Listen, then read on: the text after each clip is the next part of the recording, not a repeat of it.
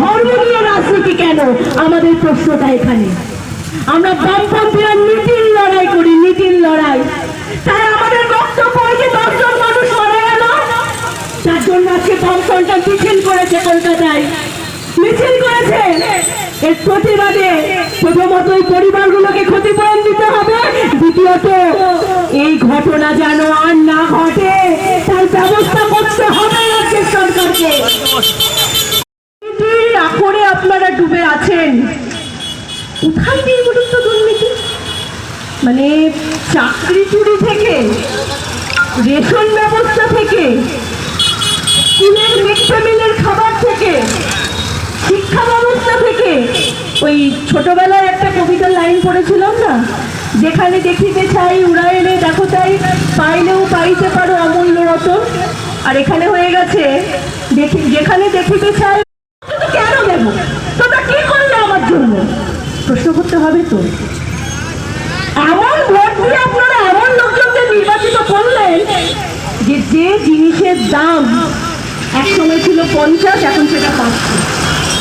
আগে আপনি 200 টাকা পকেটে করে নিয়েও যদি বাজারে যেতেন, মোটামুটি থলেটা ভরে যেত। একটু ভাবুন যারা আছেন এখানে, এখন আপনি 1000 টাকা নিয়েও বাজারে যান, আপনার থলে ভরবে না। নির্বাচনে মানুষের রায়কে ভয় পান কেন? কেন মানুষকে ভোট দিতে বাধা দেন? কি হয়েছিল পঞ্চায়েত নির্বাচনে আপনাদের অঞ্চলে? প্রত্যেকের অভিজ্ঞতা আছে। ওটা ভোট হয়েছিল, ওটা প্রহসন হয়েছিল। কোথাও কাগজ চিপিয়ে খেয়ে নিচ্ছে। আরে ওকে যত গরু ছাগলে কাগজ খায়, এখানে দেখি মানুষও কাগজ খায়। ওই তৃণমূলে যারা এসে বসেছিল বিভিন্ন জায়গায়, যেখানে দেখছে সিপিএম বা বামপন্থী। সেদিন যাওয়ার সময় দেখছিলাম কিভাবে গাড়িগুলো স্লিপ করে করে অ্যাক্সিডেন্ট হয়ে যাচ্ছে।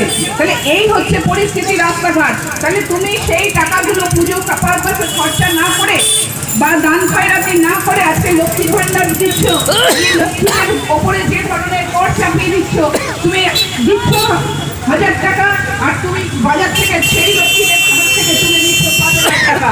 তো এই কি মানুষকে কি তোমরা দুর্ভাগ ভেবেছো নাকি যে এইভাবে লুট করবে? ওখানে পড়ে আছে, এখানে পরিবারগুলো রয়েছে, ছোট্ট বাচ্চা নিয়ে পরিবার তার থাকছে, আর সে বাইরে যাচ্ছে কাজ করতে। এবং কাজ করতে গিয়েও যেটা দেখা যাচ্ছে, এই যে বিজেপি সরকারটা চলছে দেশে, তারা বিভিন্নভাবে আমাদের পশ্চিমবাংলার পরিযায়ী শ্রমিকদের ওপরে আক্রমণ নামিয়ে আনছে। কিভাবে আক্রমণ নামাচ্ছে? যে না বাংলা ভাষায় কথা বললেই তার উপরে আক্রমণ নামিয়ে আনা হচ্ছে। বলছে তাকে ডেকে দিচ্ছে, বাংলা ভাষায় কথা বলছে, এ হচ্ছে তার মানে